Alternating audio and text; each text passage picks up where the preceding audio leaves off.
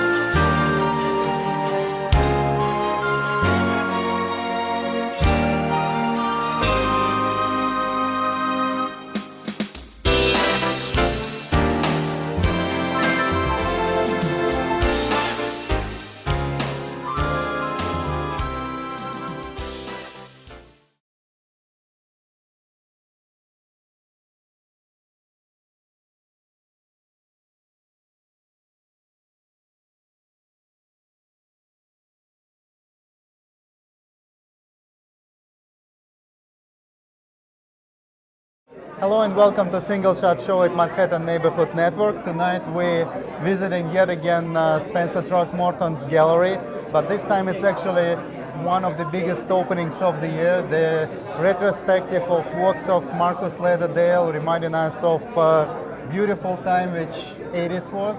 And we asked Spencer to tell us a few words about the idea of this exhibition and just give us a few highlights. Hello Spencer, and thank you very much for having time for us on such a busy evening. Yeah, well, I'm so happy you could come, and I'm so happy you could film it. Marcus lives in Portugal, and we were very lucky through our friend Roman to get together with Marcus, because I had collected his work in the early 80s, because he also has a large body of work from India.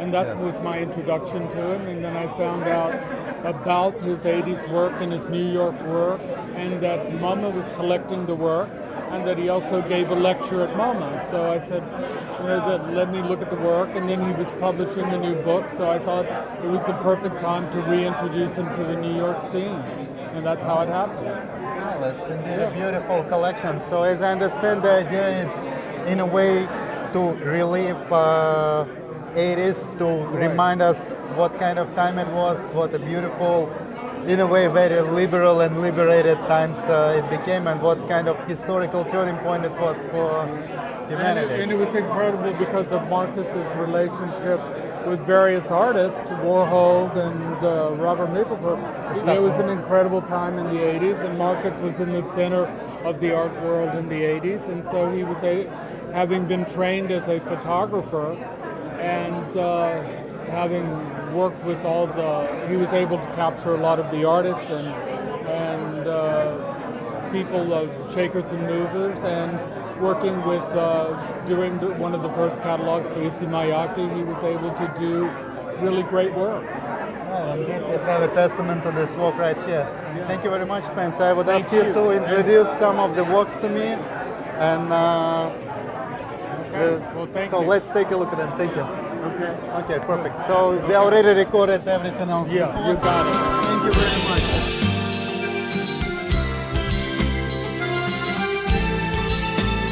As I understand, Claudia, the person who actually was intimately involved in creating this book, we introduced him today, She right? did an amazing intro for it. glad. Good, in my opinion, it really gave depth and relevance to the work. It really helped. I didn't have a chance to read it, but if you would summarize in a couple of words, what is the most important part about this exhibition for you? The exhibition? We're alive. Oh, the book? It's really great to see all the people that were such great friends back in those days still be honored. So basically for you, it's a reminder of what was happening back in 80s, right? Yes. Well, that's basically the premise of this exhibition, to recreate, re-inspire this inspirational time that is so beautifully and vividly reflected in We this hope that photography. it shows the spirit in a way. Even if it's a ghost-like spirit, it's a spirit of that era. Well, it's pretty much your life. I mean, The zeitgeist. this thing is inspiration for what was happening in 90s and the beginning of 20th century and what is happening now. This And is also, what we stand it was a on. day in the life. We weren't trying to make history. We weren't trying to archive anything. We were just, these were our friends, and we lived together in the studio where these were done, and it was just what we did every day. Well, that's probably what makes the whole body of work we're looking at right now so interesting and so special. The fact that everybody, including pretty famous people like Madonna or Warhol, to be themselves, be very natural, be very alive. At this time, Andy was an icon. I mean, Madge or whatever, she wasn't even well known then. She came with a cassette with her first two records. She came with a friend of a friend that I was photographing. So Yeah, absolutely. I remember That's how that from our previous interview when we was talking about her, I believe, still being a bartender back then. I'm sorry? Of her still working as a bartender in New Jersey. I don't know where she was working, but she had a cassette of her Borderline and Holiday, and we played it, and I thought it was good. I liked it. It was So that was the very beginning. That's actually fascinating. Well, as I But said, this show should not just be a paparazzi show about famous people. These are what I consider some of my best photographs, period, that I took. And if Absolutely. they so happen to have famous people in them, so be it. An added plus, but that is not the premise of the show. absolutely. It's, you know, it's She about my happened to best- be what I think is my a best success work. afterwards, but back then it was just a beautiful photograph of a beautiful artist. And that's what makes it to be so interesting and valuable, in my opinion. Well, Yes. we hope so. Yes, and Brings back the old days. Doesn't it bring back the old days? Yeah, well, wow. Alrighty. is that it? Well, if you would like to share some of more specific details about the specific works, Well, why don't we could talk about the picture, there's the picture of Claudia on the other side. absolutely. Let's take a look at it. You I'm okay with this, watching it. Claudia? I just dragged you into it. Hi, thanks for coming. So,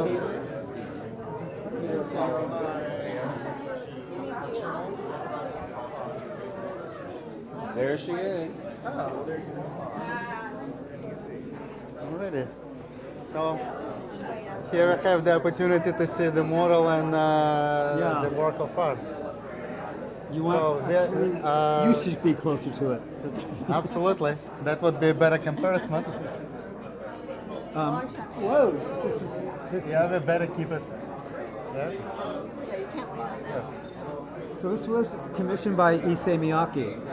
I think he wanted a non-photographer to take basically portraits of his clothing as art, not necessarily as, you know, brand commercial clothing. And this is what Claudia decided to wear. And this is her whip here. That's a little different. And you want to articulate on this anymore? I actually wrote about this in the introduction, taking this picture.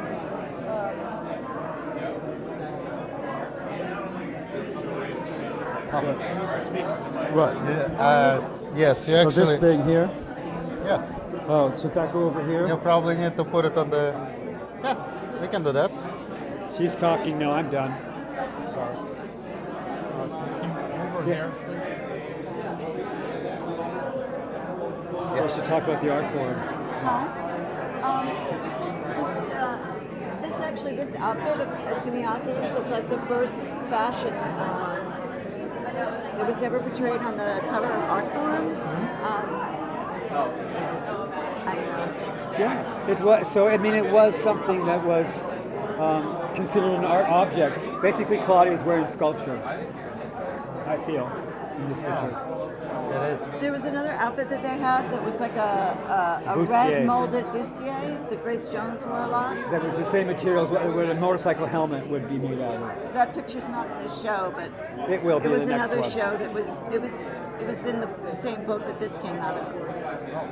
It's a fascinating work indeed. Yes. So, would you like to look at a few other works? Yeah, I'm gonna like. Still need to Yeah, record okay, wait a some minute, you have additional to- footage? Yes. You go, I'll catch up. Thank you. I'll talk to you in a bit. Thank you very much. It was very nice to meet you. We're doing good? What's the count at the moment?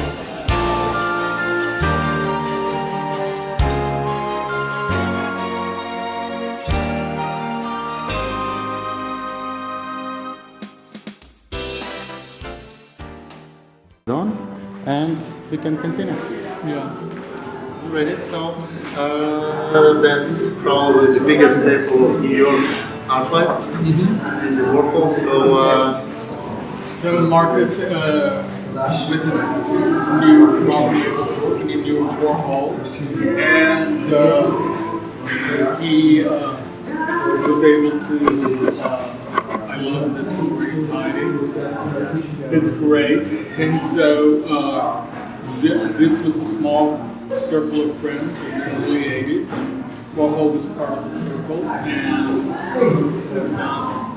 that's how he captured it. And I think they're very truthful and interesting and very candid. Probably the most humane picture of so conceptual and so non-human in our understanding. And so natural. Absolutely, yes. It's very humane. It's very intimate in a way. And this one is the Bacardi Heiress. Which one? Which I think This one? is the Bacardi Heiress. I think this is a fabulous photograph because of the Irvington photograph in the wedge. Here she is in a doorway, and it's very, very natural again, but very modern and in a different conceptual way. The composition divided in those pieces by this rope going through the center of it. It's something very innovative to the mount. Yeah, it's very innovative. I like it very much. And she's an art collector, so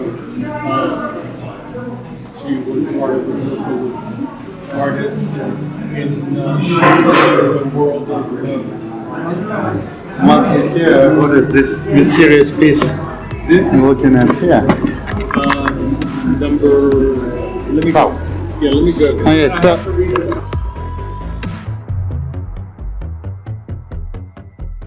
single trick by single shot. Today I want to tell you about the least quantifiable quantity of the lens. I will be talking a lot about it, and that would be the lens character.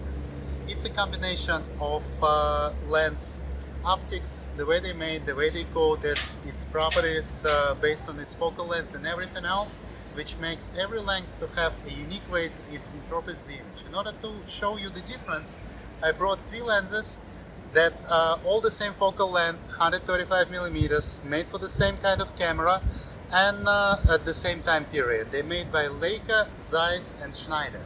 So I will just take a picture with all three of them, and you will be able to see the difference yourself. And that's pretty much what lens character is.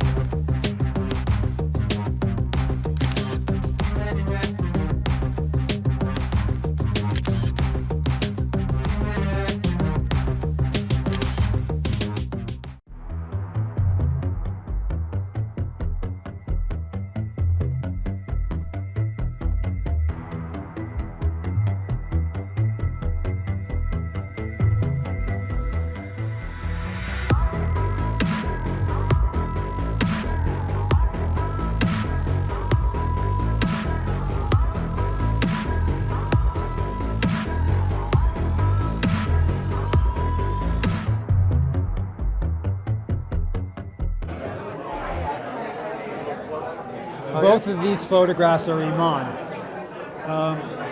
This was also commissioned by Issey Miyake.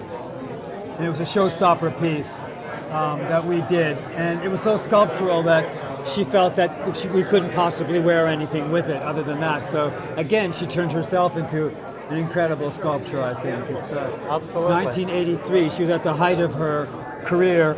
It was before she met David Bowie. And this was also done as a hidden identity about a year or two later, because we were very close friends at that time. So we spent a lot of time together.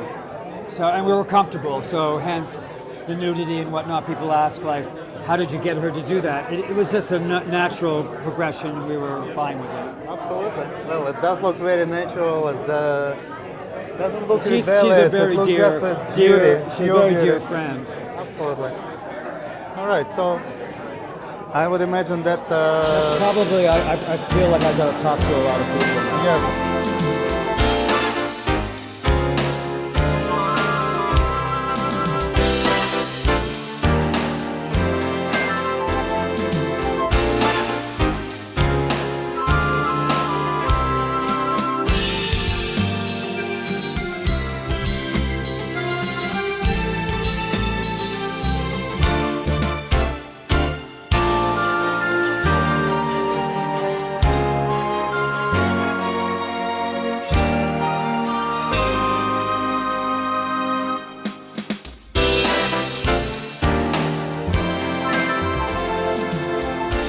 Okay, so she was kind of voluptuous, as she was in that one there. And she slimmed down. She's wearing rubber in both cases. It is a beautiful. Diane Brill. Diane Brill. She was called Queen of the Night by New York Magazine. She was infamously famous, the most congenial person you could ever meet. You meet a person like her was like maybe Andy Warhol, and she walked into a room, she paid attention to you, you felt like $1 million. She just was so, she's like that. Well, while it distracted you, maybe you'll tell us a couple of words about, say, those over here. About those works over here. This is Claudia who wrote the intro to the book. Huh? And this was for Issei Miyake. Issei Miyake wanted a non-fashion photographer to take portraits of his fashion as art. Yeah, I actually remember the series very well. It's a beautiful. So Yeah. this is where that came. And this is Betsy Johnson. I don't know if you know of her, but she was a famous spandex, striped spandex diva fashion designer. But before that, she was a Martha Graham dancer. And if you remember Lamentation, the famous Martha Graham did, so we did this with spandex to create that. So, which ones you believe are the most important pieces of the exhibition? Would you like to say a few words? Well, we know that this one is one of the most famous works of Marcus Leatherdale. This one we see that? Oh, Robert. Robert, So, yes. even though it's hardly been shown, I've hardly ever... I remember seeing it in the iPad of the last year, for yeah, example. but that's it. Before that, it was... Oh, it was the first time it was shown. Pretty much. Yeah, it was never an image that... It was a personal image, more or less. Oh, It was shot at his studio. This is... And I took it in the middle of the night. And, I was staying at his place at the time, looking for my own apartment. And it's... Oh, it's a beautiful work, and probably the fact that it wasn't premeditated, just accidental, makes it to give it so much beauty. I mean, none of these, they were premeditated in that I set up a timing for someone to come to my studio, but usually I just let it go after that. And what about those works? They look like they actually was very carefully thought through. Well, Lisa Lyons, she was the first world champion female bodybuilder. Oh, and that is visible. Yeah, and even though today she wouldn't even place, now they're so gristly big. Well, if I may pass this opinion, what I see here is way more sane, healthy, beautiful body. No, I agree totally. And this was just done in one session, but we did. Well, it's a beautiful sequence. We were friends. We were good. We became very good friends. Anything else you would want to say a few words about? Just any specific works, basically.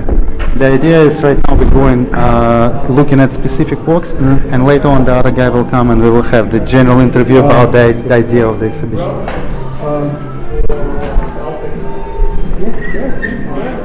We didn't look at those ones, for example. Yeah. Okay, good.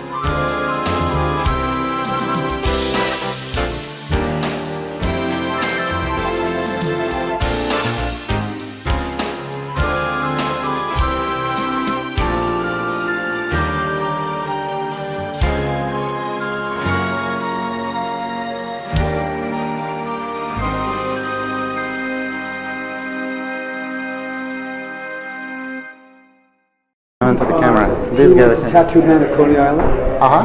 Oh, from the actual show they had there. That was his job.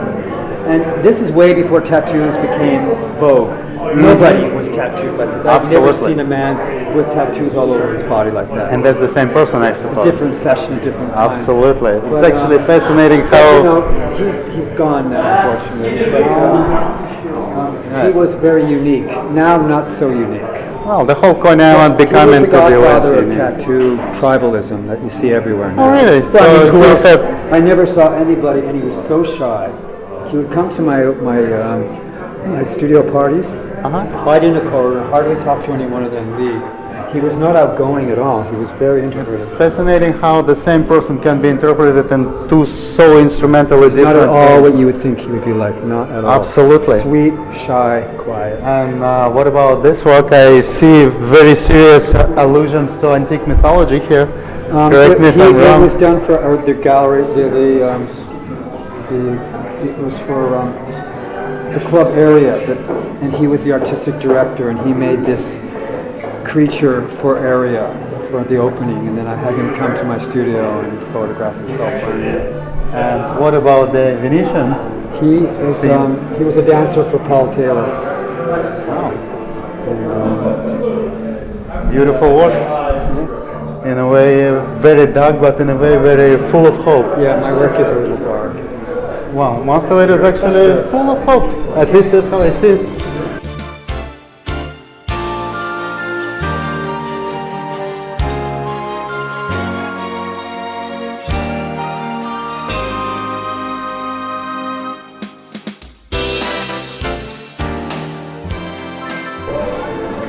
This was at a time when the terracotta Chinese warriors were on exhibition. They were statues to emulate a man, so I thought I would do the reverse, have a man emulate a statue. But so it seems very aggressive, but then the vulnerability of the lips. It's called Century, and this was a mask that actually is a Hopi Indian mask that's been turned upside down that I borrowed from Andy Warhol for the session. So, and this, I just covered him with mud from an outside flower box outside the window. It was all fun. This is fascinating.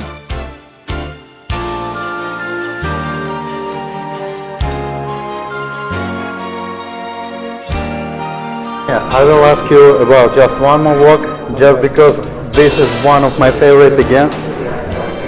This guy over here. This is the most interesting composition in terms of a human body becoming a composition, a symbol of composition in a That's a way. self-portrait. Well, then it explains a lot. And this is a Victorian punishment chair that they would make kids sit in the corner. Oh my God! So That it's- actually brings the whole new angle to the whole Yeah, thing. so I'm playing. It's called the dunce, and then I just wore pointed shoes from Morocco to go with the whole. Yeah, the whole thing is like that bold composition. You can put it in a textbook explaining what composition It was the should last be. self-portrait that I did. I did them every year. Like the one over there. There's two of them, but I stopped doing them after that. When selfies came in, I said, I'm not going to do any more selfies. I totally understand.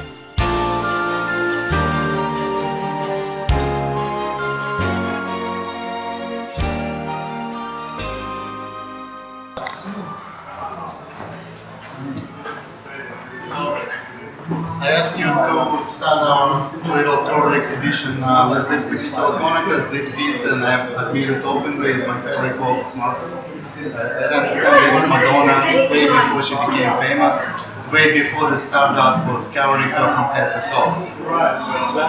It's indeed a remarkable work.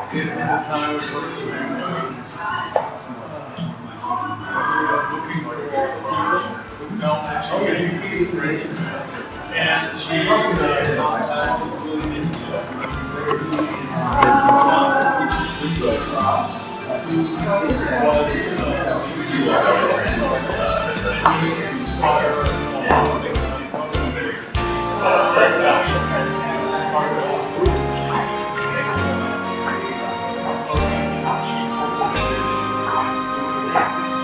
It is fascinating combination, especially thinking behind those two. yeah.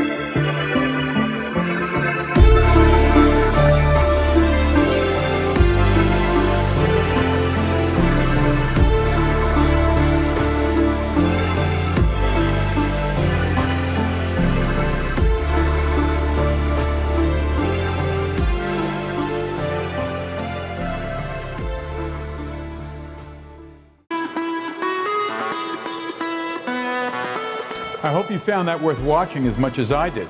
I'm Mark for Roundtable. Thanks for watching. See you next week.